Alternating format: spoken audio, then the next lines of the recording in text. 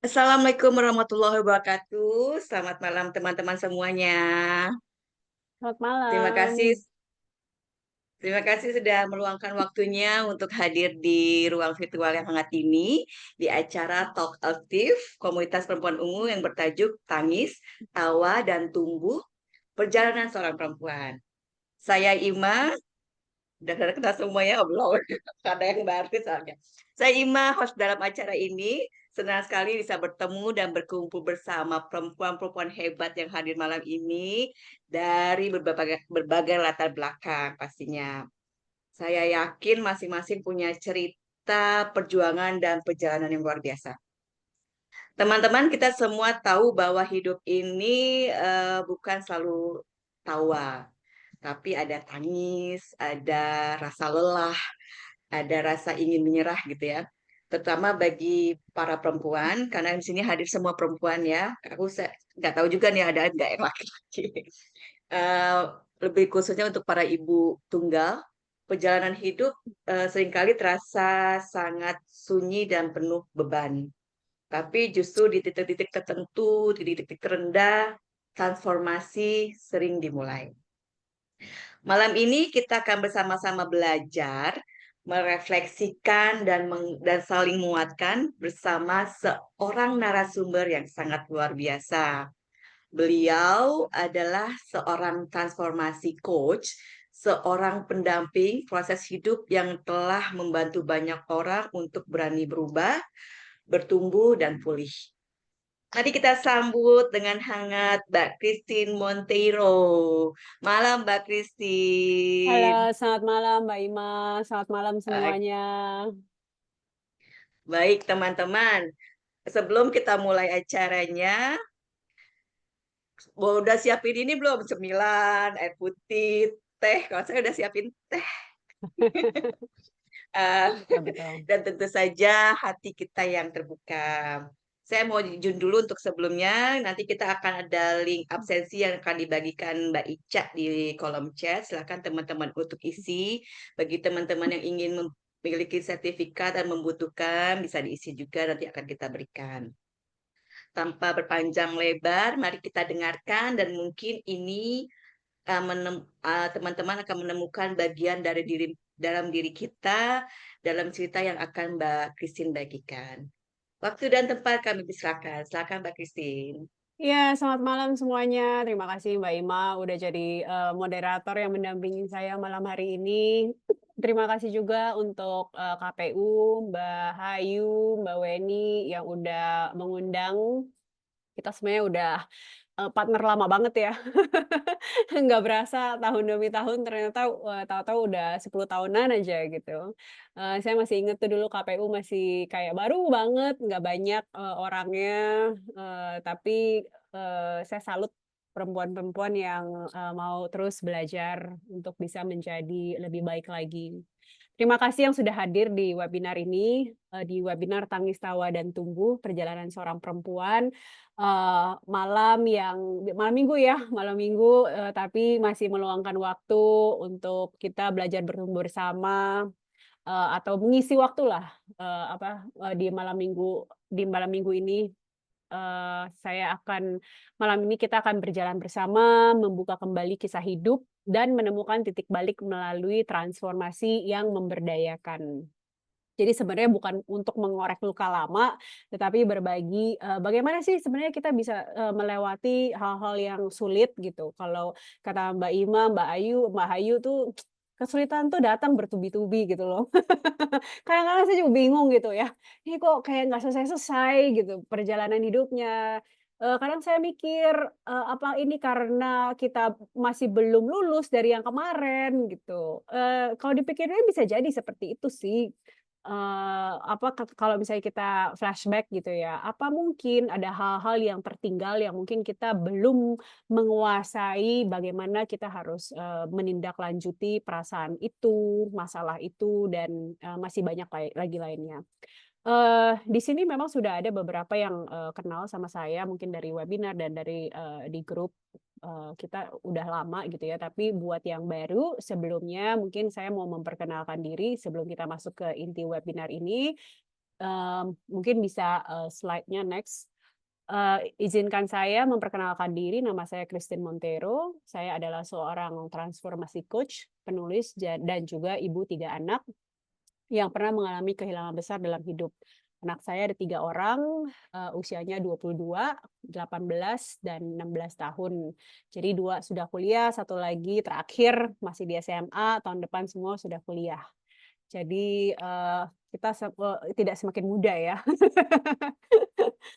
Dulu, berjuang ketika anak-anak masih kecil, tahu-tahu sekarang semua udah pada kuliah semua.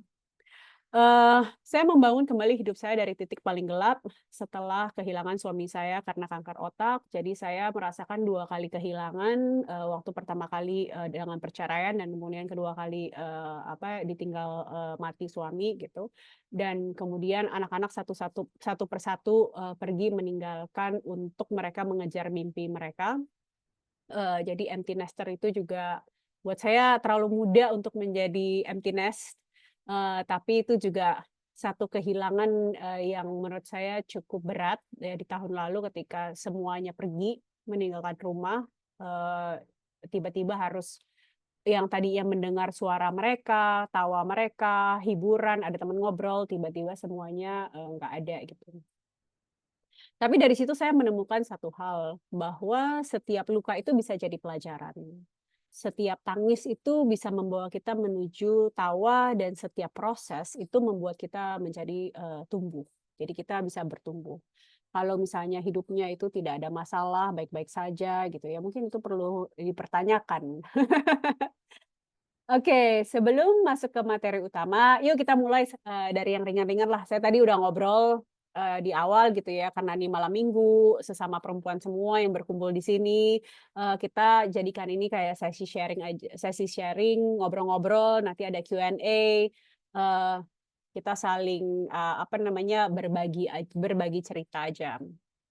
Nah, eee, saya mau challenge, next Mbak Ima. Bayangkan hidupmu saat ini adalah sebuah film. Kira-kira apa judulnya? Coba boleh tolong diketik di kolom chat, nggak harus yang serius, boleh yang lucu juga, film-film lucu juga boleh. Coba dipikirkan, kalau hidupmu saat ini adalah judul film, apa judulnya? Eee, Next Mbak Ima, saya, bukan ya, ada satu slide yang ketinggalan. Gak apa-apa. Saya punya 2 yang menjadi film favorit yang selalu saya ulang-ulang nontonnya, itu The Intern, kalau misalnya ibu-ibu, Mbak-mbak pernah nonton film The Intern, yang dimainin sama si cewek itu namanya siapa lagi lupa. Pokoknya dia memulai satu bisnis, kemudian dia hire, seorang yang sudah pensiun untuk membantu, perusahaannya dia, yang akhirnya jadi sekretarisnya dia, yang awalnya dia underestimate untuk, punya employee, orang tua gitu ya, tapi akhirnya justru, dialah yang banyak membantu, perusahaannya ini. Nah, saya tuh membayangkan, andai kata dulu waktu saya muda itu saya mempergunakan kesempatan dengan baik gitu ya, membangun usaha dengan segala macam cara, menjadi seorang yang berhasil, konsisten melakukannya gitu. Mungkin hidup saya bisa berbeda hasilnya. Jadi banyak, if-nya. Jika gitu. Ya, itu kan film itu kan selalu kita coba mengasosiasikan dengan, diri kita sendiri. Mmm, Coba film apa lagi yang kira-kira, membawa, menjadi kayak inspirasi buat kalian? Kemarin itu Aku lupa, ya silakan. aku lupa judulnya Mbak, cuman aku ingat apa dia Robbie Williams kalau nggak salah yang dia pakai tomat tuh, hidung tomat yang dia kayak badut tuh. Oh, iya iya iya iya, Apa ya? Apa itu. judulnya? Ya, dia karena ada yang bilang moving forward gitu tuh. Jadi aku selalu kata-kata itu selalu aku highlight terus. Iya iya. Iya, saya ingat, posternya, tapi judulnya juga lupa. Heeh, lupa judulnya. Ada anakku sahabatku, oke, Mbak Desvia bisa share nggak, apa sih kira-kira yang menjadi inspirasi dari judul ini? mungkin bisa unmute aja sharing. Atau mungkin Bu Mei, hidup itu belajar. Mungkin bisa share sedikit inspirasi di balik dari judul film ini. Iya, kalau menurut saya ya selama ini ya saya udah hampir 50 tahun ya umurnya. Jadi setiap maksudnya dari awal, dari kecil sampai saya sekarang itu ada masanya gitu. Masa anak-anak, masa remaja, terus Yes. saya memasuki masa dewasa, terus menikah, punya anak gitu. Saya kadang-kadang kalau lagi merenung saya suka lupa loh masa kecil saya kayak apa sih. Maksudnya saat itu saya coba merenung, maklum ya saya orang melankolis, jadi suka pengen ngebayangin gitu. Kok saya lupa ya waktu itu saya kecil gimana ya hidup saya gitu, perasaan-perasaan saya gitu. Ya, Cuman ya, banyak yang saya inget itu justru yang kayak trauma-trauma gitu sampai sekarang yang saya bawa sampai sekarang. Jadi ya. menurut saya hidup itu belajar, belajar dari trauma, belajar dari kesalahan, sampai saya ada sampai sekarang ini. Itu. Iya, luar biasa. Terima kasih banyak sharingnya. Memang hidup Iya. itu belajar ya. Setiap hari dari setiap apapun yang kita lewati itu adalah pembelajaran buat kita supaya ya mungkin tidak terulang kembali atau misalnya kita bisa memperbaiki apa yang tadinya kita pikir itu baik ternyata outputnya itu berbeda gitu. Tadi Mbak Desvia, sebab aku bisa cerita apapun ke anak, oke. Ternyata Mbak Ica tadi yang hidup yang pantang takluk, setuju sekali. Ya kalau udah mati ya nggak bisa ngapa-ngapain juga. Ternyata aku belajar kehidupan melalui anak-anakku yang sedang bertumbuh, betul sekali. Itu kayak cerminan diri kita gitu ya. Oke, next-nya Mbak Ima tolong. Oke. Kita mulai dari titik yang paling menyentuh.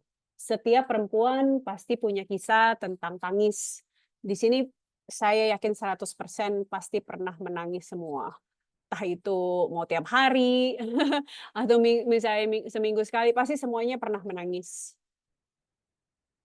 Tentang kehilangan, menangisi tentang kehilangan, tentang luka, atau tentang kecewa. Dan saya pun punya. Tapi dari situ justru, saya belajar bahwa Tuhan pelan-pelan menunjukkan bahwa air mata bukan tanda lemah, tapi pintu untuk pulih. Kadang tuh kita merasa kita harus selalu kuat, harus senyum, harus bilang, "Oh, gua nggak apa-apa kok." Tapi mukanya itu kan nggak bisa bohong. Tarikan dari senyuman itu beda kalau misalnya, senyumnya itu tulus gitu ya. Tapi manusiawi banget sih kalau misalnya kita tuh bilang kita lelah. Boleh kok nangis, boleh kok merasa hancur, karena kekuatan sejati itu bukan berarti kita nggak pernah rapuh. Tapi yang menjadi kunci dari itu adalah, berani jujur saat kita jatuh. Jadi air mata itu bukan kelemahan, tetapi tangis itu adalah keberanian untuk jujur. Kenapa kita mesti jujur terhadap diri kita sendiri bahwa kita lagi dalam masalah, bahwa kita lagi lemah? Karena kalau kita tidak jujur dengan diri kita sendiri, kita in denial dengan apa yang terjadi sesungguhnya dalam hidup kita tidak akan pernah bisa move on dan menemukan titik awal pemulihan itu. Ketika kita mengakui bahwa kita itu lagi, gagal, kita itu lagi kehilangan, kita itu dari luka batin, secara sadar kita akan mencari pertolongan, kita akan mencari sources di mana kita itu ingin menjadi lebih baik. Waktu di awal-awal ketika saya mengalami yang namanya kedukaan, saya tidak pernah mengerti apa itu artinya kedukaan. Karena saya orang yang logis, bukan orang melankolis.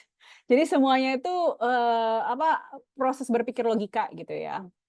Sehingga waktu sebelum beliau meninggal saya pikir, "Ah udahlah, mungkin kalau misalnya dia itu nggak ada ya orangnya nggak kelihatan aja," gitu. Toh selama ini juga, saya udah tidak bisa berkomunikasi. Jadi dalam pikiran saya ketika dia pergi, ya udah saya akan baik-baik aja. Tapi ternyata, hal yang terjadi itu berbeda. Jadi ada yang namanya, emosi, kebingungan gitu. Kedukaan itu ternyata, satu hal yang berat, untuk dijalani. Sehingga saya pun juga kebingungan sendiri. karena saya tidak pernah mengalami itu, saya tidak pernah merasakan perasaan itu sehingga sulit untuk saya mengidentifikasi apa sih yang saya rasakan. Tetapi karena saya jujur, saya mencari tahu. Saya mencari tahu, apa sih kedukaan itu dan bagaimana harus saya lewati. Nah, ketika saya mencari tahu, saya mencari pertolongan. Jadi di awal-awal, 2 tahun pertama itu, saya mencari, psikolog, saya sampai ke hipnoterapi juga dan juga, coaching. Jadi, psikolog itu untuk membantu saya melewati proses kedukaan, ya itu sesuatu yang di belakang, kemudian proses coaching itu untuk bagaimana saya bisa bangkit dan memulai hidup baru saya, sendiri dengan anak-anak saya. Dan kemudian hipnoterapi itu untuk sesuatu yang secara tidak sadar ada di dalam alam bawah sadar saya, itu untuk dikeluarkan, gitu loh. Ternyata beban terberat yang saya alami itu di setahun pertama itu adalah tidak pernah melepaskan dia, tidak pernah ikhlas, tidak pernah rela untuk dia pergi. Jadi segala sesuatu yang saya perbuat itu untuk menyenangkan hati dia yang orangnya sudah tidak ada. Sehingga itu menjadi satu beban yang secara tidak langsung itu, saya bawa setiap harinya selama 1 tahun dan hipnoterapi itu sangat membantu saya untuk memiliki kesadaran itu. Jadi kalau misalnya kita punya air mata, kita menangis, itu kan kalau kita nangis kan tuh artinya kita tuh sudah tidak kuat lagi menahan beban yang ada gitu. Tetapi ketika kita sudah keluarkan, eee, ada rasa plong kan, ada rasa di mana kita merasa bahwa, "Oke, gue harus bangkit lagi nih," gitu loh. Karena itu sudah keluar, sehingga kita bisa berpikir jernih kembali, kita bisa merangkai hidup kita kembali, apa sih yang seharusnya, kita lakukan. Cerita sedih itu punya makna. Cerita sedih itu bukannya tidak punya makna, dan saya bisa garanti itu karena kalau misalnya tidak ada pernah kejadian saya merasakan kehilangan, mungkin saya tidak akan pernah menjadi seorang coach dan memberikan inspirasi, memberikan, apa namanya, kekuatan bagi orang yang juga menjalani apa yang pernah saya lewati. Sehingga, apa namanya, cerita itu bukan hal yang biasa-biasa aja atau tidak ada maknanya. Tuhan tidak pernah membuang air mata kita. Justru dari titik yang paling hancur, banyak dari kita yang mulai bertumbuh. Kadang-kadang saya bertanya gitu ya, eee, mungkin saya suka tanya Tuhan, "Kenapa sih suami saya diambil? Apa apa mungkin dulu saya terlalu menyandarkan diri saya, kepada beliau sehingga saya hidupnya santai-santai aja gitu loh, nggak terlalu takut mikirin banyak hal karena saya pikir, ah, udahlah dia udah mikirin," gitu. Nah, di antara kita semua kita pasti takjub dengan apa yang sudah kita lewati, ternyata saya ini adalah wanita yang punya capability lebih dari yang saya pikirkan. Buktinya kalian semua ibu-ibu tunggal yang ada ataupun ibu-ibu yang tidak tunggal tapi sama berjuangnya, sampai hari ini kuat dan bisa melewati hari-hari itu gitu loh. Jadi, eee, cerita sedih, air mata, itu adalah proses untuk kita, bertumbuh. Kita nggak perlu kuat setiap saat. Kalian-kalian tidak harus menjadi perempuan super setiap hari. Nggak ada salahnya kok hari ini kelelahan, udahlah nggak mau ngapa-ngapain gitu loh. Saya aja kadang ke kantor itu kayak yang, hari ini kayaknya saya nggak pengen ngapa-ngapain gitu. Hanya memilah-milah pekerjaan yang ingin saya lakukan dan tidak saya lakukan. Dan tanpa kita tahu, Tuhan pun mengerti saat kita menangis. Karena Dia tahu bahwa apa yang kita tangisi itu bukanlah satu kegagalan, tetapi satu kejujuran. Jadi kalau misalnya ada kutipan dari Lisa Bevere, dia bilang, "Air mata adalah doa dalam bentuk cair." Dan itu benar. Karena kadang-kadang, apa ya, kalau kita nangis itu tuh kita nggak perlu berkata-kata gitu loh. Tapi yang tahu isi hati kita itu ya cuma Tuhan. Tuhan tuh tahu apa yang kita tangisi, apa yang kita katakan dari setiap tetesan air mata itu kayak ditampung. Saya kadang-kadang membayangkan Tuhan tuh menampung air mata saya tuh yang udah nggak tahu berapa galon, yang ada di atas sana gitu ya. Tapi itu, sangat berharga, buat Tuhan sehingga apa yang kita coba keluarkan itu dari satu bentuk kejujuran itu, amat sangat berharga sekali. Oke, berikutnya. Nah, setelah ada tangis, biasanya ada tawa. Kalau nggak ada tawa itu bahaya sekali. Udah depresinya sangat berat itu. Tetapi tawa juga, apa ya, kita tidak bisa bilang bahwa tertawa itu adalah satu dampak atau satu hal yang selalu positif. Jadi kita tertawa itu bukan karena hidup itu mudah. Kita ketawa itu saat hati belajar untuk bertahan. Lucunya tawa itu sering datang, bukan karena pada saat kita baik-baik aja, tapi karena kita memilih untuk tetap hidup. Kita memilih untuk tetap menjalani. Kita, tetap memilih untuk menghadapi hidup itu. Saya pernah tertawa sampai menangis, tapi justru di situ kekuatannya. Kadang-kadang kita tuh menertawakan diri kita sendiri yang bodoh gitu ya. Bodoh itu dalam arti, gue tuh sebenarnya udah tahu gitu loh, ini akan terjadi, tapi gue jalanin anyway gitu loh. Sehingga ketika kita dilukai, kita gagal, sebenarnya kita udah tahu sebelumnya, tapi kita in denial, kita mau mencoba, merangsang otak kita untuk memberikan sesuatu hal yang positif, tapi ternyata gagal. Di situ kayak tawa dan tangis itu, terjadi bersamaan gitu loh. Tapi tawa itu bukan berarti kita lupa rasa sakit itu. Itu tanda bahwa kita itu sudah berdamai dengan luka kita. Jadi kita bisa mulai mentertawakan, apa yang terjadi dalam hidup kita, tawa itu adalah bentuk kekuatan. Kalau kita udah ketawa itu kan artinya udah, "Yah, gue sudah terima, dijalanin saja." Nggak pernah kan orang bilang, "Ya dijalanin aja," tuh nggak senyum. Kayak tadi kata kata Mbak Ima, "Ya udahlah Mbak, aku udah ikhlas juga," gitu loh. Kalau ditanya orang juga, "Penyakitnya apa sih?" Susah juga dijelasin. Tapi kan ngomongnya sambil tertawa gitu loh. Saya tuh hampir nggak pernah lihat orang bilang, dia ikhlas atau, "Ya udahlah dijalanin aja," tuh kayak muram gitu ya. Kayak mentertawakan diri sendiri gitu loh. Ya kayaknya udah dijalanin aja.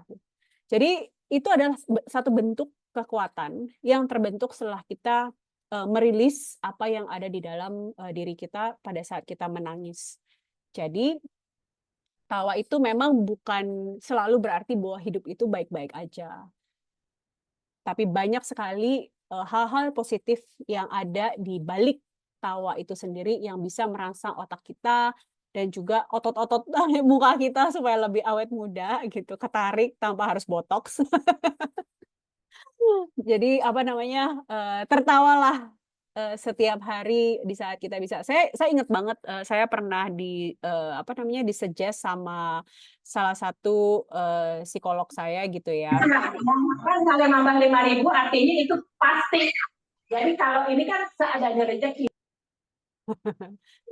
Saya ingat, apa, ada tips dari apa, dari, psikolog saya, terapis saya waktu itu dia bilang, "Kalau kamu merasa kamu perlu untuk tertawa, tapi kamu seorang diri," ya kan nggak mungkin ketawa seorang diri ya.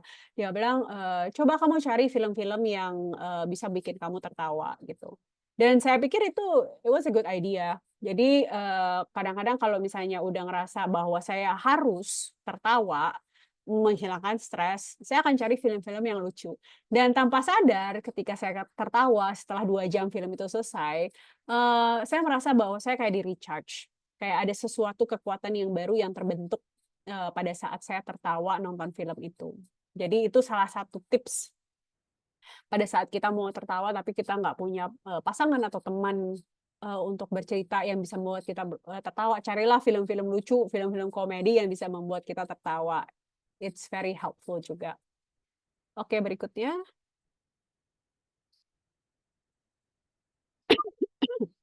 Nah, tumbuh, yang berikutnya itu adalah tumbuh saat luka menjadi pembelajaran. Pertumbuhan itu memang tidak nyaman, tapi itulah tanda kamu berubah. Kamu bukan lagi yang dulu. Bertumbuh itu pasti tidak nyaman, amat sangat sakit sekali. Untuk bisa melewati, hal-hal yang menyakitkan itu butuh apa ya, butuh satu, braveness, keberanian. Keberanian untuk bisa dan berani melewati hal-hal yang tidak mengenakan itu, yang membuat kita tidak nyaman. Tapi justru di masa sulit kita itu dipaksa untuk berubah. Dan ketika kita bertumbuh, kita mulai menyadari, oh ini kenapa aku harus melewati itu semua. Tumbuh artinya belajar menjadi versi terbaik dari diri kita sendiri, meskipun prosesnya pelan-pelan. Proses saya di saat kedukaan itu tidak sebentar ya, bisa dibilang cukup lama, hampir 4 tahun. Dan itu prosesnya setiap tahun itu berproses gitu, cukup pelan. Bolak-balik, kadang udah ngomongnya ikhlas, tapi kok ya balik lagi kayak gitu, kok kayaknya nggak pernah berhenti, dengan kesedihan, dengan kemarahan, dengan nyalahin Tuhan, dengan nyalahin keadaan, itu kayak bolak-balik gitu. Tetapi pada akhirnya yang menjadi ujung tombak ketika saya akhirnya benar-benar pulih itu adalah ketika menghadapinya. Jadi di tahun keempat atau ketiga kalau nggak salah, itu saya kembali lagi merevisit, eee, apa ya, balik kembali ke tempat di mana waktu, almarhum almarhum suami saya itu apa namanya, masa pengobatannya dia. Jadi waktu itu dia apa namanya, cycle pertama kemonya itu, selama 3 bulan itu di Singapura. Nah, perjalanan itulah dulu saya kalau ke Singapura tuh selalu menghindari tempat-tempat di mana, sering kita lewati karena itu buat saya trauma gitu ya, karena buat saya trauma, tempat yang tidak menyenangkan. Karena tempat-tempat itu tempat nunggu hasil lab, tempat nunggu diagnosa dokter, pokoknya bukan tempat terbaik yang, ingin saya, lewatin gitu. Tapi saat itu saya merasa bahwa saya harus berani menghadapi ini semua gitu. Jadi saya jalani, 1 Orchard Road itu saya jalani, saya sampai visit rumah sakit itu, saya datengin rumah sakit itu, saya ketemu sama suster-suster yang ada di sana yang pernah bantuin kita, dan lucunya setelah itu kayak semua beban terangkat. Itu kayak udah sejak saat itu saya tidak pernah lagi memikirkan atau kesedihan mendalam yang sebelumnya saya alami itu tiba-tiba hilang begitu saja. Kenapa? Karena saya sudah berani menghadapi peristiwa atau tempat yang paling menakutkan dalam hidup saya itu saya hadapi kembali. Sehingga ketika saya hadapi, luka itu saya buka, dan itu menjadi suatu pelajaran, itu saatnya saya bertumbuh 1 langkah lagi. Sehingga untuk melangkah maju ke depan, 1 langkah ke depan itu, tidak sulit gitu loh, kayak jalannya tuh kayak dilapangkan. Mmm, karena tidak ada beban yang narik kita. Kebayang nggak sih kalau misalnya, kita tuh di dalam air, terus, kaki kita tuh diikat sama beban berat gitu ya. Kita mau naik itu kan kayak susah banget karena, beratnya itu kan menurunkan kita. Nah, itu yang saya rasakan bertahun-tahun, dalam menghadapi kedukaan itu. Tapi pada saat saya berani untuk menghadapi ketakutan itu, luka itu dibuka lagi band-aid-nya ketika diangin-anginin, itu, tiba-tiba menjadi sembuh. Itu, satu kesadaran yang, saya pelajari dan selalu saya share ke teman-teman yang mengalami proses kedukaan. Bukan berarti kita tidak boleh, berduka, hanya saja, ada waktu-waktunya sehingga jangan sampai kita terlena ke dalam kedukaan yang berkepanjangan. Nah mungkin, Mbak Ima bisa share, untuk polling-nya ini entar ya, belum ya? Sorry, yang ke-7 dulu, habis mungkin dari yang ke-7 ini baru kita ada sedikit polling. Yang ke-7 itu, yang berikutnya itu adalah, eee eee, peta transformasi. Apa sih itu, peta transformasi itu? Sebentar saya sambil lihat ini. Peta transformasi itu satu perjalanan, kita tangis, kita tawa, kita tumbuh, kita balik lagi, atau mungkin itu bisa bolak-balik gitu ya. Setiap perempuan pasti pernah ada di titik ini. 3 fase tangis, tawa, dan tumbuh. Tapi bukan berarti kita hanya lewat sekali, ya seperti yang saya bilang tadi, kita bolak-balik di antaranya. Coba hari ini kita refleksikan, kalian ini sedang berada di tahap yang mana? Tangiskah, tawakah, atau tumbuhkah? Mungkin bisa di-share pollingnya. Nanti mungkin kita bisa sharing, itu ada pollingnya, bisa diisi, bisa dilihat. Semuanya ada kan di ininya ya, di monitornya ya, di layarnya ya. Ada. Oke. Ini udah ada 5 orang yang mengisi. Kita tunggu sebentar, kita ada di berapa? 20 ya. Mungkin yang lainnya bisa bantu isi juga. Oke. 31%. Mungkin kalian bisa sharing sekarang ini kalian ada di fase yang mana? Tangiskah, atau tawakah, atau tumbuhkah? Supaya kita tahu bagaimana kita menghadapi langkah selanjutnya. Di fase manapun kita nggak perlu khawatir, karena pasti ada masa-masa di mana fase itu berpindah. Untuk hari ini aja, Sabtu malam ini di tanggal 2 Agustus, kira-kira kalian ini ada di mana? Di tawa, di tangis, di tumbuh. Kalau saya mungkin lagi tangis, lagi banyak pergumulan. Terus udah gitu kemudian 2 anak saya yang harus kembali lagi ke sekolah gitu ya. Berarti ditinggal lagi sama mereka setelah menikmati 1,5 bulan mereka di sini. Kemudian dengan berbagai masalah yang ada. Tapi dari tangis itu kan kita akan bertumbuh. Jadi tidak masalah. Ya 55%, sebentar lagi. Ayo teman-teman. Wanita-wanita yang hebat ini. Hebat sekali nih, banyak sekali yang dalam masa bertumbuh. Fasenya luar biasa. Ayo, apakah ada lagi? Ada lagi yang mau isi? Di mana fase kalian saat ini? Apakah fase tangis?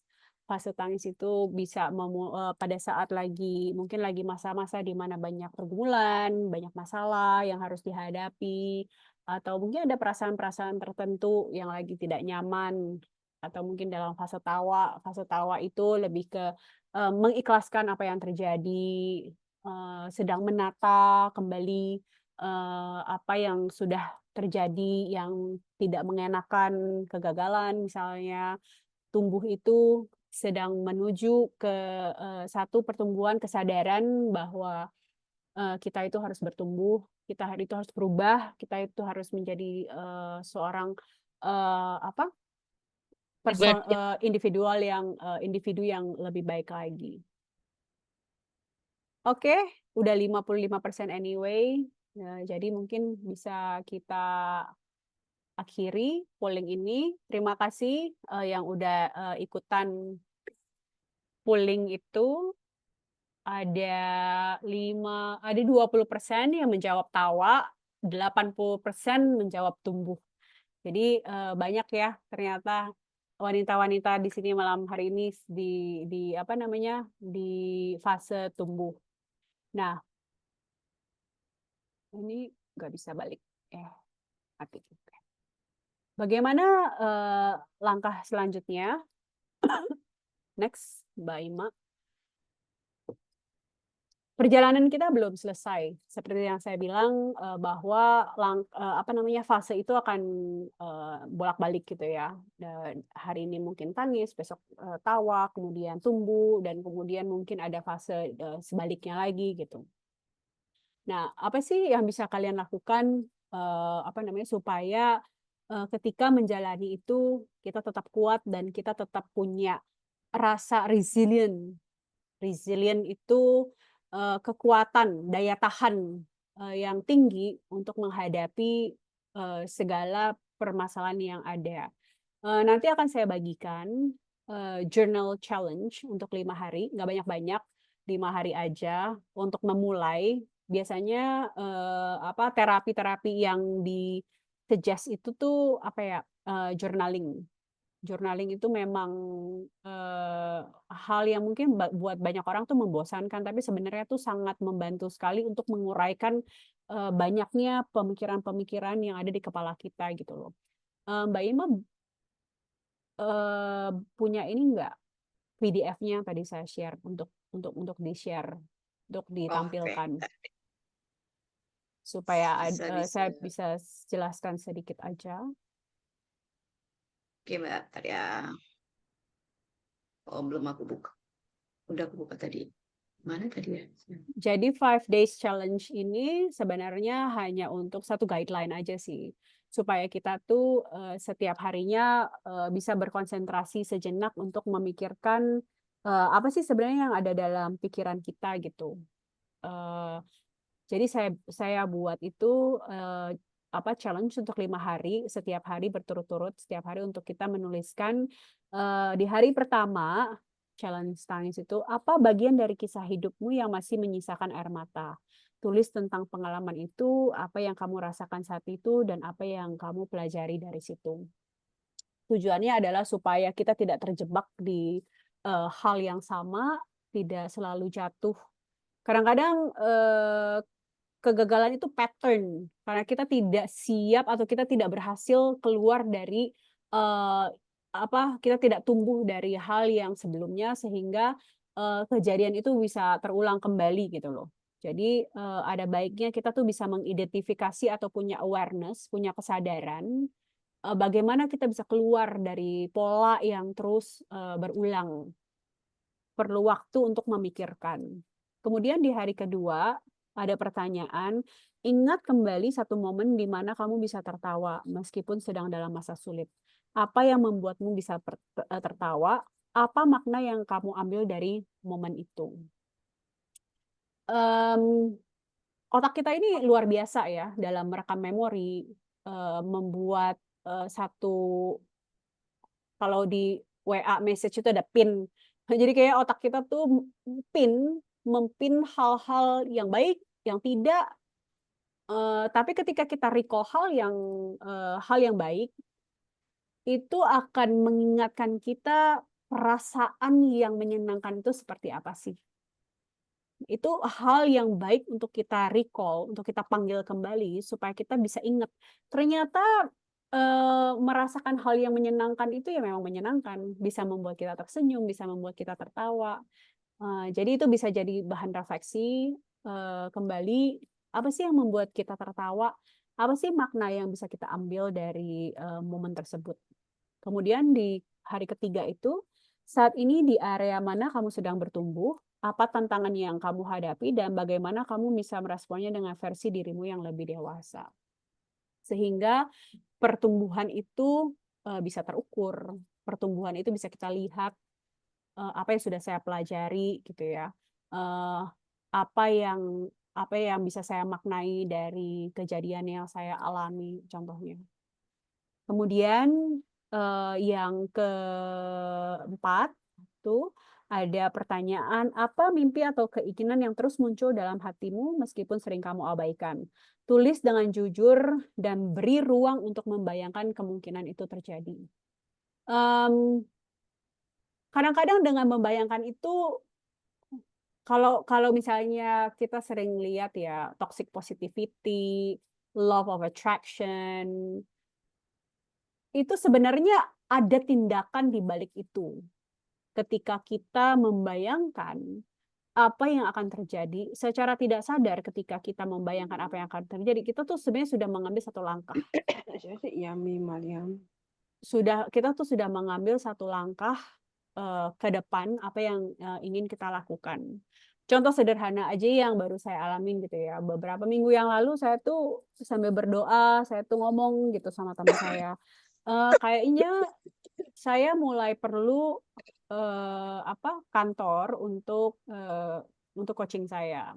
Karena selama ini kebanyakan saya ke tempat klien atau enggak via apa namanya, via Zoom gitu ya, yang kadang-kadang tidak terlalu efektif karena masalah internet connection-nya nggak bagus, kehilangan, saya jadi nggak dengar kata-kata yang justru penting gitu. Nah, pada saat saya ngomong kayak gitu, tiba-tiba ada satu opportunity di mana saya sebenarnya bisa mendapatkan tempat itu tanpa saya harus berinvestasi apapun gitu. Dan menurut saya saat itu saya mengambil satu langkah karena waktu teman saya sharing bahwa dia ada tempat dan segala macam, saya berani bilang bahwa, "Hey, saya perlu nih tempat," gitu loh. Mungkin, kita bisa diskusi bagaimana saya bisa, pakai tempat kamu yang memang kamu tidak pakai gitu. Malah saya dapat offer tempat yang lebih besar. Jadi, kadang-kadang ketika kita membayangkan apa yang ingin kita lakukan, tanpa kita sadari, itu ada di kepala kita sudah mengambil satu langkah ke depan. Dengan membayangkan saja itu sudah kita memberi ruang untuk kita itu,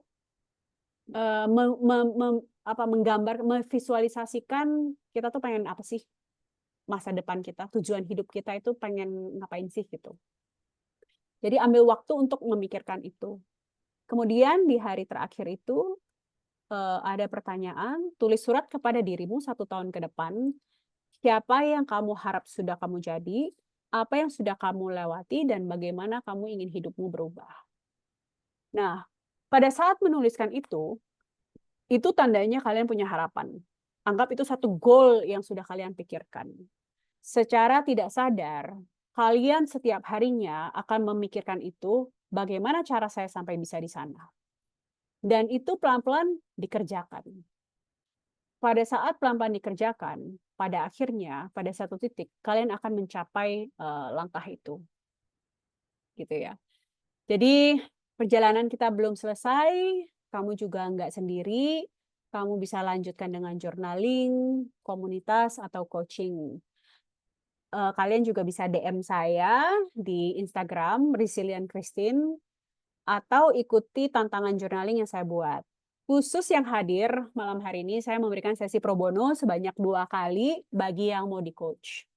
Saya percaya setiap langkah kecil yang kita ambil itu punya kekuatan untuk membawa kita lebih dekat kepada pemulihan. Nah, sekarang saya mau mengajak kalian untuk bisa mengambil langkah afirmasi supaya kita tuh bisa ngomong sama diri kita sendiri. Next-nya, Mbak. Sambil kalian buka mic, di-unmute, kita ngomong sama diri kita sendiri bahwa aku cukup, aku sedang bertumbuh, aku harus bahagia. Kemudian kita ambil nafas sama-sama dan bilang, aku bisa. Kita semua pasti bisa. Kita semua pasti bisa melalui si tangis, si tawa, dan si tumbuh ini, meskipun harus kembali lagi, kita akan tetap punya jiwa yang resilient untuk bisa untuk bisa terus menjalani itu. Jadi terima kasih sudah hadir malam ini. Kalau kalian merasa ingin berbicara ke hati, ambil satu langkah kecil di minggu ini, bisa DM, bisa ikutin journal challenge, cukup duduk dan menulis. Karena setiap kisah layak untuk disembuhkan. Sampai jumpa di proses berikutnya. Terima kasih Mbak Ima, terima kasih semua yang sudah mendengarkan. Nanti mungkin bisa dibagi ya PDF-nya mungkin di chat untuk bisa di-download sama teman-teman yang ada di sini. Siap, iya. Terima kasih Mbak Christine yang sudah memberikan pengalamannya dan insight-insight-nya. Baik teman-teman semua yang ingin bertanya atau ingin memberikan pengalaman juga boleh ya untuk diceritakan. Boleh raise hand ataupun buka kamera. Silakan. Teman-teman yang ingin bertanya kepada Mbak Christine atau ingin memberikan pengalamannya, silakan. Ada dari teman-teman yang semua yang hadir? Belum ada. Atau kalau mau di chat juga boleh. Kadang-kadang suka Iya, di chat malu-malu. juga boleh. benar. Harus ada ininya juga sih Mbak, sebenarnya harus ada triggernya juga nih. Mungkin dari aku kali ya, apa memberikan pengalaman mungkin ya dengan apa yang sudah terjadi ini. Ya, ya. Sebenarnya dari apa yang Mbak Christine juga tadi sampaikan juga kan, eh, pengalaman juga sedikit banyaknya, cuma sedikit banyaknya. Karena sebenarnya Banyak, kalau banyak. misalkan afirmasi, afirmasi itu Mbak, ternyata tanpa sadar sudah saya lakukan dari dulu juga ya sebelum ada masa-masalah dari saya SMP, SMA tuh ternyata memang itu dan selalu bilang aku bisa gitu. Ternyata kalau setiap kita mengucapkan itu ketiga ternyata memang harus bisa gitu ya. Setengah pengalaman juga saya yang 1 tahun ke belakang ini yang memang bertubi-tubi sampai Ya, nggak dikasih jeda sampai memang kita harus menangis gitu ya. Tuhan kok ngasih gini banget nih ke saya nih ya, nggak ada jeda-jedanya, nggak dikasih istirahat-istirahatnya ya. dari segala macam bentuk lah gitu ya. Entah dari orang tua, entah dari anak, dari segala macam, ke ekonomi segala macam. Sampai akhirnya di bulan Desember kemarin, termasuk juga penyakit yang ada di saya juga yang tumbuh lagi gitu. Mhm. Akhirnya sadar bahwa memang ya udah harus diterima juga, harus Ya, harus memang bisa semuanya udah harus berlalu gitu. Dan akhirnya sekarang ini juga sekarang merasa coba enggak bukan sehat juga, cuma kita harus kelihatan lebih sehat gitu ya. Sama ya udah tersenyum itu aja yang jadi modal saya, senyum supaya tidak terlihat sakit. Ica, silakan Ica. betul-betul. Ayo Mbak Ica.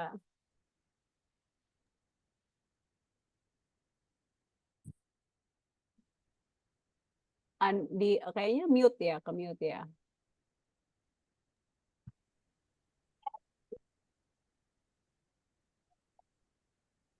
Nggak kedengar suaranya, Ca. Kayaknya speakernya atau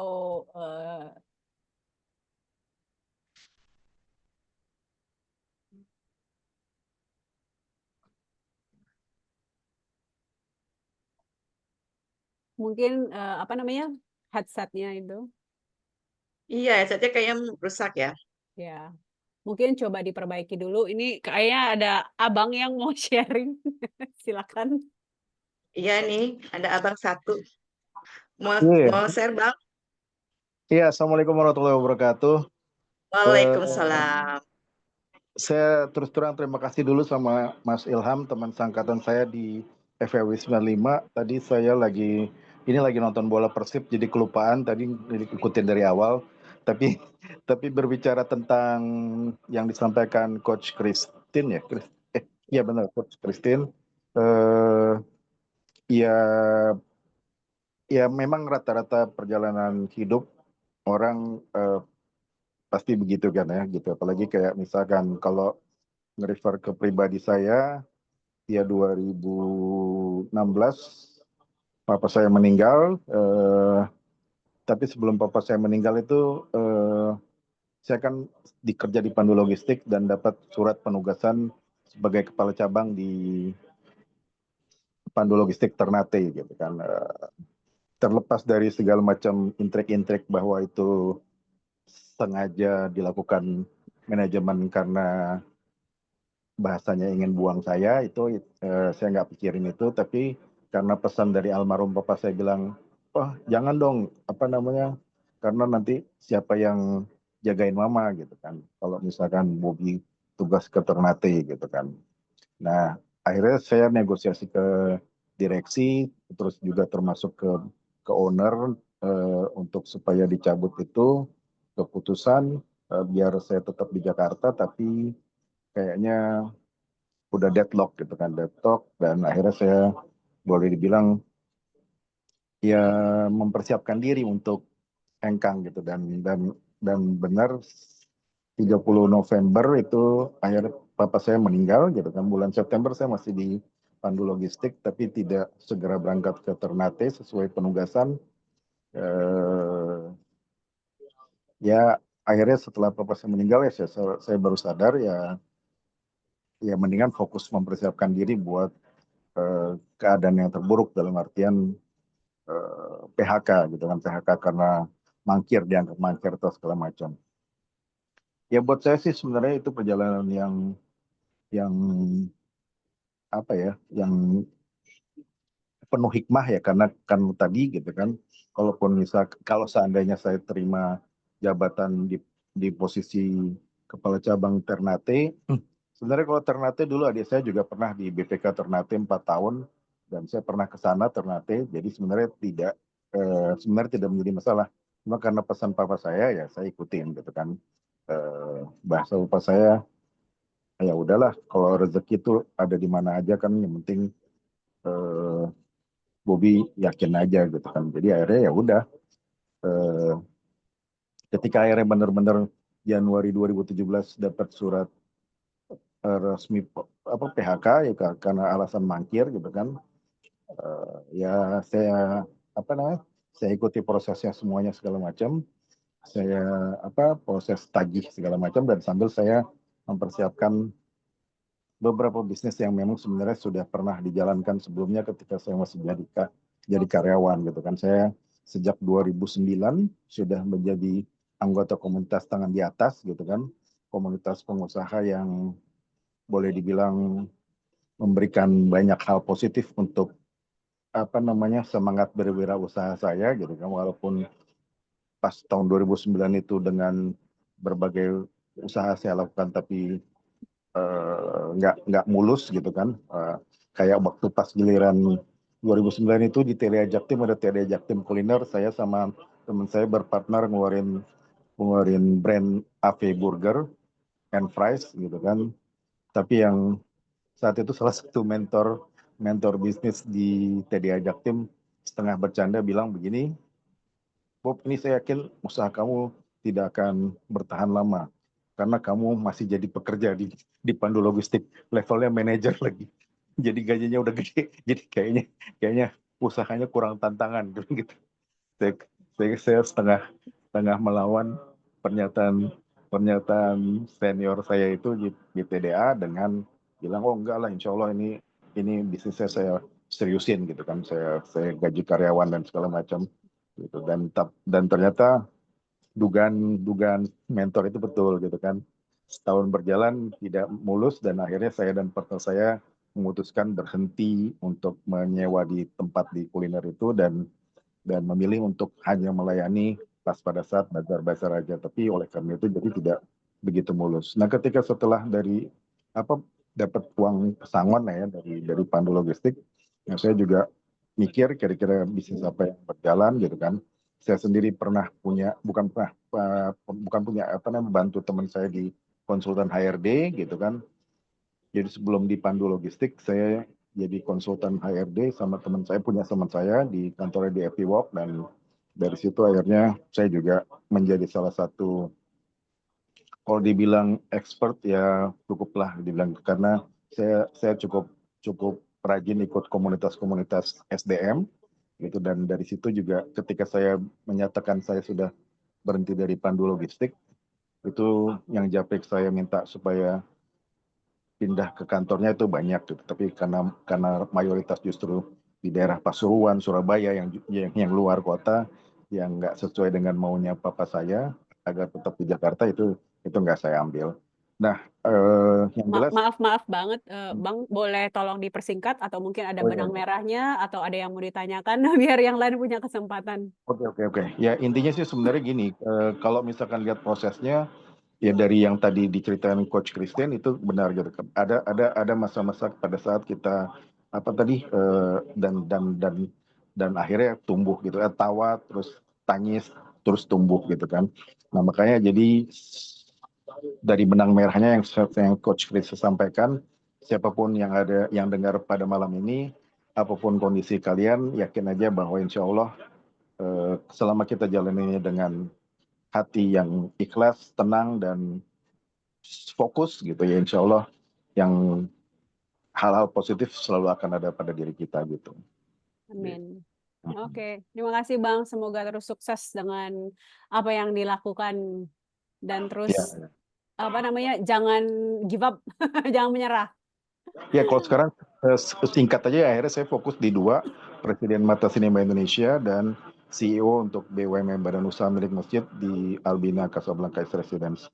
Itu aja, jadi fokus membina, ada warung kecil, ada puluhan warung yang kita bina buat bertumbuh gitu. Baik, iya baik Bang Luar BS, biasa. semoga sukses selalu ya, luar biasa pengalamannya. Mbak Christine, ini ada pertanyaan di ruang chat Ya. dari Ica. Kak Christine, bagaimana membedakan rasa ikhlas dan mati rasa pada proses yang telah kita lewati? Terkadang merasa lebih empati, terkadang seperti meremehkan luka orang lain, ataukah emosi-emosi itu wajar dan akan membentuk kita untuk punya perspektif yang lebih baik? Oke. Bagaimana cara membedakan rasa ikhlas dan mati rasa itu sebenarnya dari bagaimana kita bertumbuh. Apakah kita berprogres pada saat kita melewati masalah itu. Karena begitu kita ikhlas, ikhlas itu kan artinya bahwa kita sudah merelakan apa yang terjadi. Karena kita sudah merelakan, maka kita akan terus melangkah maju. Kita nggak berhenti sampai di situ saja. Nah, biasanya ketika kita sudah ikhlas, kita pasti terus bertumbuh karena kita terus menjalani hidup dan kita dengan kesadaran kita menjadi orang yang lebih baik. Sedangkan kalau mati rasa itu udah stagnan gitu loh. Orang tuh cenderung yang mati rasa itu karena sudah nggak mau mikirin lagi. Jadi udahlah, apapun yang terjadi, gua udah nggak mau pusing istilahnya. Dia tidak lagi mengambil usaha-usaha atau langkah-langkah untuk memperbaiki hidupnya atau memperbaiki menyelesaikan masalah yang ada. Jadi kira-kira 2 perbedaannya itu seperti itu. Jadi kalau misalnya Mbak Ica melihat bahwa Mbak Ica itu berprogres, bertumbuh, memang itu sudah diikhlaskan gitu ya. Jadi kita mencoba melangkah apapun yang terjadi di belakang kita.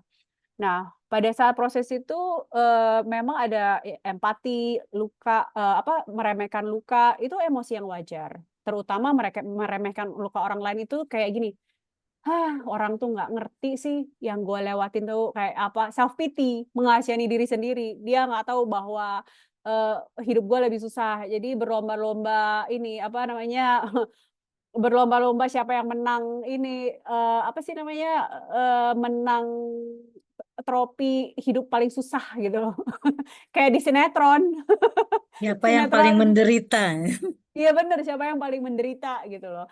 Who's the suffer the most gitu. Kita selalu menganggap bahwa apa yang kita lalui itu adalah yang terberat gitu. Nah, kalau saya pribadi, saya sering berpikir ketika saya merasa bahwa beban saya itu berat, saya selalu berpikir bahwa ada orang lain yang hidupnya lebih berat. Ada orang lain yang menjalani ini tuh sebenarnya tuh lebih daripada itu. Contohnya misalnya ketika saya tuh kayak pusing mikirin ini anak kuliah gimana cara membiayainya gitu ya. Tapi terus saya ingat gitu loh, ada orang-orang yang masih berusaha. Saya mikir-mikir cerita-cerita misalnya orang-orang di kampung yang berusaha melakukan usaha apapun supaya anaknya bisa kuliah gitu ya. Nah saya berpikir bahwa saya masih lebih beruntung. Saya punya keahlian yang masih bisa saya jual, masih ada hal-hal lain yang bisa saya lakukan untuk itu gitu loh. Kenapa saya harus merasa menjadi orang paling sulit sedunia sih gitu, padahal ada yang lebih susah lagi. Struggle-nya tuh lebih banyak gitu. Jadi, saya selalu berpikir bahwa, "Hey, ada orang yang lebih susah loh. Lu tuh bukan orang yang paling sulit sedunia." Jadi dengan begitu, itu membuat saya bersyukur dan ya sudah, saya harus berusaha untuk maju dan untuk melakukan hal yang lebih baik lagi. Emosi itu tidak salah, tetapi kita harus bisa mengontrol, supaya itu tidak berkelanjutan. Karena ketika kita itu self pity, kita berhenti di situ. Kita merasa bahwa semua orang harus mengasihani saya karena, hal yang saya lewati itu sulit. Sehingga kita tidak lagi berjuang, kita tidak lagi mencari jalan keluar, apa yang harus kita lakukan, tetapi merasa lebih yang entitlement gitu loh, Mbak. Saya yang harus ditolong gitu, bukan saya harus menolong orang lain. Jadi itu yang harus dibatasi sampai kapan sih kita mau self pity. Ya sekali 2 kali punya perasaan seperti itu wajar, nggak masalah. Cuman, mencari perspektif lain yang bisa membuat kita bertumbuh dan tidak stuck di pemikiran itu. Tangis, tawa, tumbuh sorry, semoga menjawab ya Mbak Ica. Coba baca ini.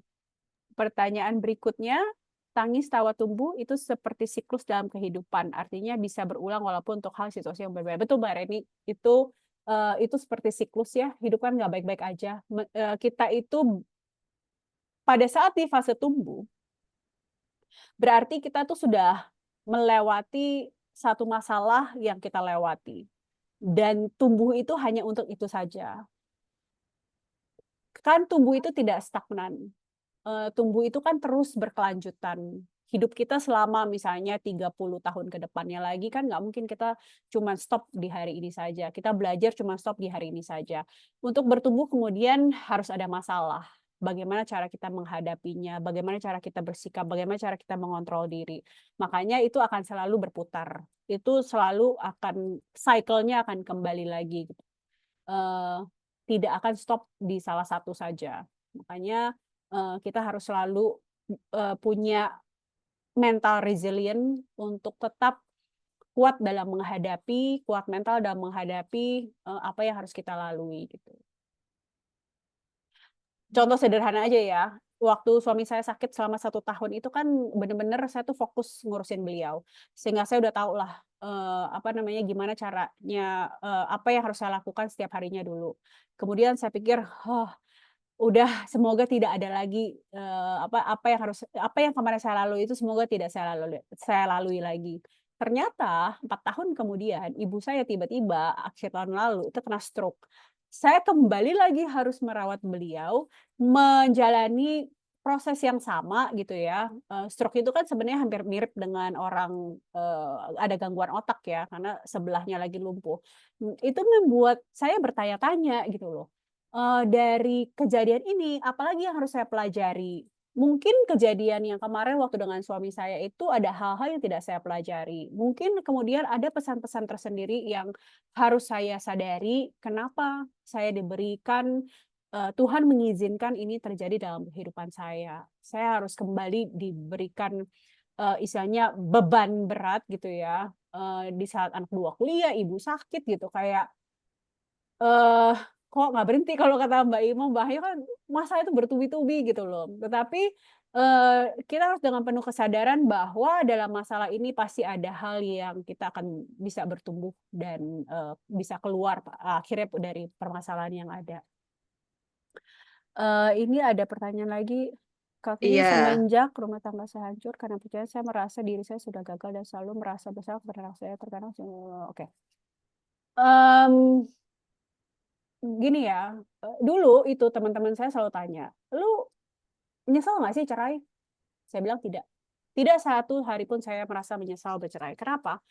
Karena ternyata, kehidupan anak-anak saya jauh lebih baik. Kita itu terjebak di dalam satu social, punishment yang selalu mencoba mengasihani diri kita sebagai para janda itu bahwa, anak-anak itu kalau nggak ada bapak tuh kasihan, kalian itu kalau keluarga tidak utuh tuh kasihan. Kalau mereka itu dibiarkan dalam lingkungan toksik, tumbuh dalam keluarga yang tidak harmonis, sering berantem dan lain sebagainya, justru itu lebih kasihan lagi. Saya berani garansi bahwa, mentality mereka akan jauh lebih rusak, ketika mereka harus hidup satu rumah dengan, di dalam keluarga yang punya konflik berkepanjangan, dibandingkan dengan mereka itu harus tinggal dengan salah satu orang tua yang memang lebih sehat. Buat saya itu jauh lebih baik. Kenapa saya berani bilang ini, karena itu sudah terbukti dengan anak-anak saya. Sampai hari ini saya bersyukur dan mereka sendiri bisa melihat perbedaannya ketika mereka, berinteraksi dengan, bapaknya gitu ya. Mereka baru menyadari dan mereka bersyukur bahwa, mereka itu dibesarkan hanya dengan saya saja dan bapak tirinya gitu, yang sangat sayang sama mereka. Sehingga kita jangan terjebak oleh, social punishment atau, stigma yang ada, yang sudah sering dibicarakan, tetapi fokus Mbak Resti dengan, membesarkan anak-anak dan tujuan, Mbak Resti itu dalam membesarkan mereka. Kita semua saya yakin punya punya tujuan yang baik untuk anak-anak kita supaya mereka bisa bertumbuh menjadi anak-anak yang sukses. Fokus aja di situ. Nggak perlu merasa bersalah sama mereka. Pada akhirnya nanti setelah mereka dewasa, mereka bisa memahami apa yang terjadi. Dan saya menunggu hari itu cukup lama. Maksudnya waktu mereka kecil saya tidak pernah mencekoki atau menjelaskan kepada mereka kenapa saya dan bapaknya harus bercerai. Tapi setelah 18 tahun, setelah anak-anak semua di atas 18 tahun, mereka tuh pada akhirnya paham. Dan akhirnya saya mensyukuri itu gitu. Pada akhirnya mereka mengerti kenapa itu harus terjadi. Dan selama saya membesarkan mereka, saya tidak pernah merasa bersalah karena saya pikir apa yang saya berikan sama mereka adalah yang terbaik yang pernah mereka bisa jalani gitu loh dari seorang ibu tunggal. Jadi Mbak Resti jangan pernah merasa bersalah. Mbak Resti sudah melakukan yang terbaik. Terlepas dari apapun kendala itu, fokus aja ke depannya itu seperti apa. Oke, teman-teman ada lagi yang ingin bertanya? Belum ya? Aku mau ini mungkin ya Mbak Christine. Mbak Christine sebagai transformasi coach, pernah nggak temui permasalahan yang jadi penghambat terbesar dalam mengatasi proses pemulihan ini? Ya, biasanya itu in denial, memang tidak mau dihadapi. Oh, Kecenderungan orang itu takut untuk membuka luka. Itu yang menyebabkan mereka menjadi stagnan karena berpikirnya itu terlalu lebar, terlalu apa kata orang, bagaimana orang itu menilai, apa kata orang tua. Hal-hal yang seperti itu sebenarnya yang membuat mereka itu stuck di situ, nggak bisa maju lebih lagi karena bergumul dengan pemikiran sendiri yang kadang-kadang itu sebenarnya tidak terjadi gitu loh. Jadi ketakutan-ketakutan yang sudah tertanam yang sebenarnya tuh nggak terjadi juga gitu. ya.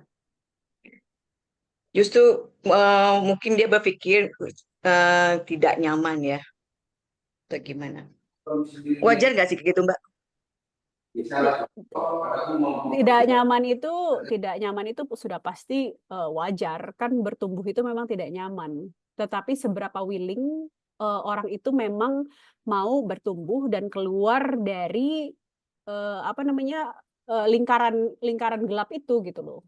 Sampai kapan dia mau berkeliling di lingkaran hitam itu?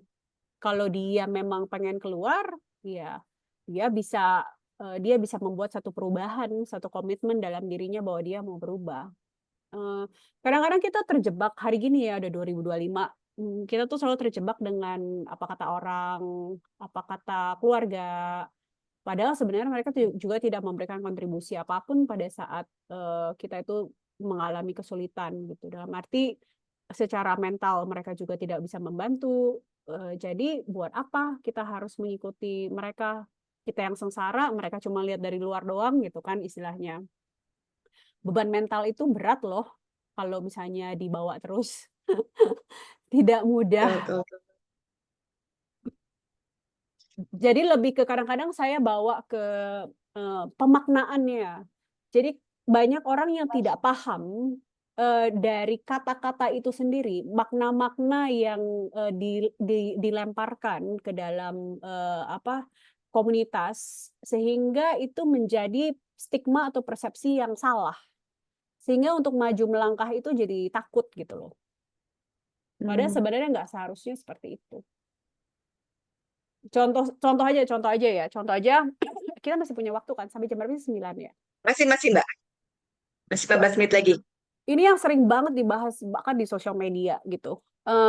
Udah tahu suaminya KDRT, udah tahu suaminya selingkuh. Kenapa sih masih harus bersama? Alasannya macam-macam. Karena saya ingat dulu saya pernah di-approach sama satu yayasan untuk membantu untuk permasalahan perempuan gitu loh. Karena mereka juga frustasi. Gimana caranya bisa menyelamatkan perempuan-perempuan ini dari pernikahannya yang toxic, yang abusive gitu loh. Sedangkan wanitanya sendiri itu tidak mau keluar dari situ dengan berbagai macam alasan. Satu, ekonomi. Kedua, bagaimana dengan anak-anak yang paling banyak kan kasihan anak-anak anak-anak gitu loh. Itu Iya. kan sesuatu yang sudah ditanamkan sejak dulu kala gitu loh. Di tahun 90, 80, 90-an yang kalau bercerai itu tabu gitu kan. Itu yang masih tertanam gitu. Saya tidak menghalalkan perceraian. Dalam arti saya tidak bilang bahwa ya udah kalau nggak suka ya cerai, nggak juga gitu. Tapi Hmm. fungsinya kalau misalnya itu dysfunctional, baiknya untuk anak-anak apa?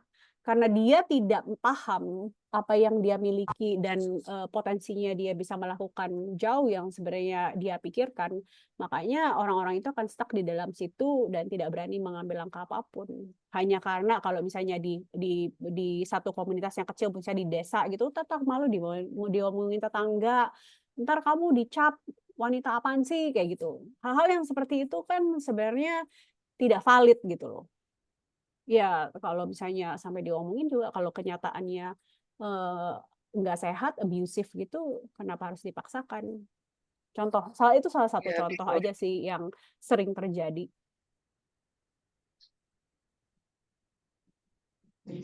Bayu ingin menambahkan, Bayu?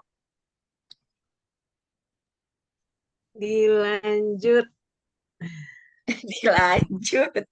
Oke, teman-teman, bagaimana? Ada ingin Boleh menyampaikan? menambahkan. Mbak Rio, Ya, silakan. tertarik tadi dengan selamat malam Mbak Christine. Selamat Malam. malam. Kenalin saya Rio Dina. Kadang Selamat malam, Mbak dipanggil Rio. Rio, kadang dipanggil Dina. Pokoknya perempuan. Jangan dipanggil Om, jangan dipanggil Pak D. Nah, begini. Tadi saya tertarik dengan pernyataan Mbak Christine yang kalau di desa gimana dong gitu. Kan itu kan yang adanya stigma-stigma atau anggapan-anggapan gini. Nah, sebetulnya dia tahu misalnya ini perempuan ini tahu bahwa ya gue mesti cerai emang kalau nggak gitu gue yang gila gitu dan kasihan anak gue gitu. Nah, tapi bagaimana dia mengatasi lingkungan gitu, Mbak? Kadang kan mereka juga mungkin keterbatasannya untuk gimana cara gue ngatasin lingkungan supaya lingkungan gue juga nggak anti sama gue gitu, kira-kira gitulah Mbak Christine. Oke, itu aja sih. Terima kasih, Mbak Dina. Sebenarnya yang saya lihat ya, untuk wanita-wanita yang bercerai yang di desa-desa itu yang berhasil itu ketika mereka keluar dari comfort zone-nya. Nah, iya betul. Keluar dari komunitas yang toksik sebenarnya. Toxic itu, iya. Betul. Jadi keberanian untuk melakukan itulah yang sebenarnya diperlukan. Jadi memang butuh support, jadi gini, kalau saya sih bilangnya merencanakan ya. Kalau sudah tahu memang posisi atau status pernikahan ini memang toxic, abusive gitu ya. Itu memang harus direncanakan sih. Karena saya sendiri juga melakukan hal itu. Ketika saya tahu bahwa pernikahan saya itu udah abusive, saya mulai berpikir bagaimana saya menyelamatkan diri saya dan anak-anak saya gitu. Kalau enggak, hidup mereka itu akan menjadi neraka dan pertumbuhan itu tidak baik buat mereka. Maka saya mulai merencanakan apa yang harus saya lakukan, misalnya mulai dari menabung, kemudian saya bikin target sendiri gitu ya, sampai sekian saya akan bertahan misalnya 2 tahun, selama 2 tahun itu saya akan bekerja keras, menabung, kemudian kemana saya akan pergi. Jadi hal itu memang harus direncanakan, harus ada support system yang bisa membantu mereka, memberikan pencerahan apa yang harus mereka lakukan. Ya, berarti Eh, literasinya di situ ya, Mbak ya. Ke mereka Iya, supaya mereka berani mengambil keputusan yang yang apa ya? Ekstrim, keluar betul, dari desa betul, keluar dari desa. atau Jadi dari lingkungan itu gitu. iya, kadang-kadang tuh sebenarnya mereka sendiri yang apa ya, bahasa Inggrisnya itu kan enabler, Iya, yang mereka sendiri yang membuat mereka tidak berdaya sebenarnya. Jadi kalau misalnya mereka mau keluar dari lingkungan toksik itu dan punya kesadaran, maka mereka pun seharusnya harus mempersiapkan diri mereka dan upgrade skill-nya, entah dari hal-hal yang kecil lah ya. Maksudnya saya juga paham keterbatasan pendidikan dan lain sebagainya di negara kita ini memang tidak merata. Tapi saya juga yakin dan percaya dengan sosial media dan lain sebagainya itu sebenarnya banyak cara untuk mereka tuh bisa escape. Kalau yang lainnya ada yang bisa, kenapa sekalian nggak bisa gitu loh. Waktu saya pernah coaching, saya pernah volunteer diri saya untuk coaching orang tua tunggal yang kebanyakan tinggal di luar Jakarta di daerah-daerah. Memang permasalahannya itu adalah kebanyakan excuse-nya sih. Saya kadang-kadang udah kayak give up deh. Iya, Excuse-nya banyak banget gitu loh. Entah kebenaran ya. iya, sebentar ini, sebentar itu. Ya kalau misalnya kalian mau melis excuse-nya kalian nggak akan pernah keluar dari situ gitu loh. Akan sulit sekali gitu. Jadi mereka sendiri yang hidupnya tuh sebenarnya maunya enak gitu. Maunya ya gue maunya tetap dibiayain sama suami gue, tapi suami Zona gue aman. tuh suami gue tuh memang abusive, tapi ya udahlah daripada gue yang harus kerja mendingan gue disiksa lah. Ya kalau gitu jangan komplain gitu loh. Iya, itu sama aja kalau di tempat kerja. Kalau kata orang Sunda itu dipoyok dilebok. Lu protes mulu, tapi lu tetap aja diem di situ. Tinggal, betul. Iya benar, benar. Kalau gitu jangan protes gitu. Kalau dikasih jalan keluar gitu ya. Oke, misalnya kalian coba persiapkan diri gitu, belajar A, B, C sesuai dengan skill yang kalian punya, matangkan gitu ya. Cari komunitas, tapi terus alasannya beribu-ribu ya susah juga sih. Kan saya tidak bisa memberikan solusi atas setiap excuse-nya kalian. Wih, sekarang Iya. mau. Baik, terima kasih Mbak Christine, luar biasa. Terima kasih Mbak Ima. Ah, Sama-sama, sama-sama Mbak Rio, Mbak. makasih untuk pertanyaannya. Teman-teman yang lain mungkin masih ada yang ingin bertanya sebelum kita masuki pukul 9. Kita akan selesai acara ini. Masih adakah? Sepertinya tidak ya. Tidak ingin ngasih pengalaman nih. Saya sedikit berbagi. Tadi perasaan saya lihat ada bank satu lagi deh selain itu, selain Bank BS. Oh, Ada. Bang Nggak Ilham ada? ya. Ada nih Bang Ilham. Bang Ilham dari manakah Bang Ilham bisa memberikan pengalamannya? Ayo Karena Mas Ilham, luar Mas biasa Ilham. loh. Kenapa Mas apa? Ilham teman-teman kuliah saya seangkatan di FEW 95.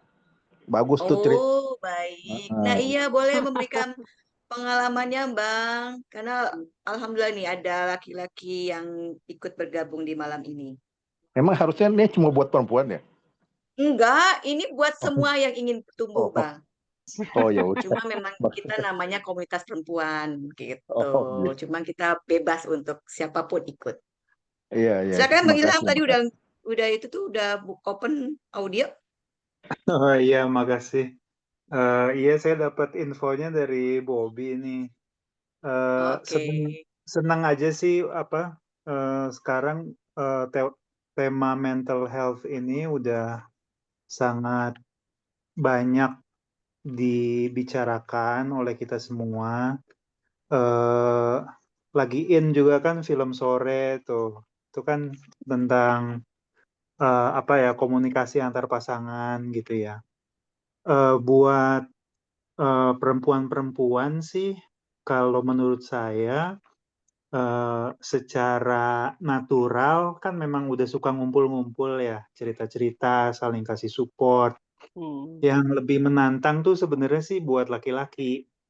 Karena laki-laki itu kalau punya masalah itu cenderung diem atau nyelesain sendiri, Pendam. ya kan, dipendam. Jarang yang bakal curhat masalah mental psikologisnya itu ke cowok-cowok lain karena jaim ya. Ya, Nah, malu, kalau gengsi. malu ya, kalau dia punya ya karena ada apa ya, ada masalah citra macho yang pengen dijaga gitu kan. Oh, Kalau iya. dia beruntung punya pasangan di rumah yang emang juga bisa ngobrol ya dengan istrinya, ya itu oke lah gitu. Tapi kalau enggak, biasanya support sistemnya tuh lebih susah buat cowok-cowok. Makanya angka bunuh diri cowok itu kan jauh lebih tinggi ya daripada angka bunuh diri perempuan. Jadi karena di sini juga banyak ibu-ibu, banyak perempuan, ya bisa jadi bahan aja gitu buat gimana bikin anak-anak lakinya itu juga biasa aja gitu kalau mau cerita gitu. Kalau udah dibiasain di rumah ngobrol-ngobrol sama ibunya, nanti ya mudah-mudahan tradisi untuk sharing itu cari support system dengan sesama laki-laki itu juga bisa terbentuk. Terus ya mudah-mudahan ke depannya keluarga Indonesia ya bisa lebih kuat lagi mentalnya gitu. Jadi saya Iya, senang banget ada forum kayak begini, diterusin, semoga sukses. Makasih. Berarti ini makasih Bang Ilham. bapak-bapaknya yang harus merangkul anak-anaknya supaya anak-anaknya bebas untuk terbuka untuk bicara. Saya rasa masalah komunikasi ini antara orang tua dan anak ini masalah judgement ya, yang sebenarnya paling sering ditakutin sama anak-anak, terutama mereka yang sudah pra-remaja atau remaja. Mereka itu malas terbuka karena lebih sering di-judge dan lebih sering dimarahin sebelum tahu titik permasalahannya gitu loh. Baru diceritain awalnya aja, instead of mendengarkan, kita itu cenderung ingin memberikan nasihat gitu. Saya pikir pada saat mereka mau bercerita itu biarkanlah mereka dengan bebasnya bercerita. Saya bersyukur ya sampai hari ini anak-anak saya masih bebas bercerita. Kenapa? Karena saya selalu menahan diri. Pernah ada satu kejadian pada waktu dia masih pra-remaja itu, dia itu terjebak dengan gaming. Dia itu terjebak dengan gaming yang ternyata di dalamnya tuh ada predatornya gitu loh. Nah, pada saat dia cerita, waktu saya tahu, sebenarnya pengennya sih marah gitu ya. Cuma saya menahan diri untuk tidak marah. Supaya kenapa? Supaya dia bebas bercerita. Nah, dari sana baru saya tahu bahwa itu bukan kesalahannya dia. Itu waktu itu hanya he was being naif aja sih gitu. Naif, tidak paham apa yang dia lakukan. Namun dengan memberikan kebebasan mereka bercerita, kebiasaan itu memang sampai sekarang meskipun mereka udah kuliah gitu. Bahkan anak saya yang paling kecil yang udah SMA 3 aja meskipun jauh gitu, dia selalu WA saya, dia bilang, "Nanti saya telepon ya, saya mau cerita hari ini di sekolah ngapain," gitu. Dan saya treasure itu gitu loh untuk seorang anak usia 16 tahun, 17 tahun itu masih mau terbuka gitu. Jadi saya pikir itu adalah bukan hanya tugas ibu saja, tetapi untuk keluarga yang masih utuh, punya bapak ibu, itu juga menjadi tugas ayah yang bisa mengayomi mereka, memberikan ruang, tidak harus selalu menceramahi mereka. Ceramahin itu atau menasihati mereka itu ada di waktu yang berbeda. Jadi bukan pada saat bersamaan ketika mereka lagi mengutarakan kesulitan mereka, kesusahan mereka, itu kemudian kita kita jejelin dengan banyak hal. Kita aja sebagai orang dewasa deh, pada saat kita mau curhat, kalau pasangan kita itu bukannya mengerti tapi malah kasih masukan A, B, C, D, E, F, G, kita kan juga males dengernya. Apa sih? Gue tuh cuma mau cerita sebenarnya gitu loh. Bukannya mau minta pendapat gitu. Jadi ini memang kerjasama di antara pasangan, bagaimana kita bisa menjadi seorang pendengar yang baik untuk anak-anak kita. Ya, baik, menjawab semua ya teman-teman. Tadi juga pertanyaan di chat ya, ingin merich Mbak Krisis setelah ini, di mana ini sudah saya tampilkan, bisa lewat email atau lewat ke website-nya, serta ada nomor teleponnya. Sudah ya, dicatat semuanya? Dari tadi saya share ya. Baik, karena waktu sudah menunjukkan 1 menit lagi di jam 9, Kita akan berpisah. Aduh, berpisah nih kita nih. Tapi insya Allah ke depannya di minggu berikutnya kita akan ketemu lagi.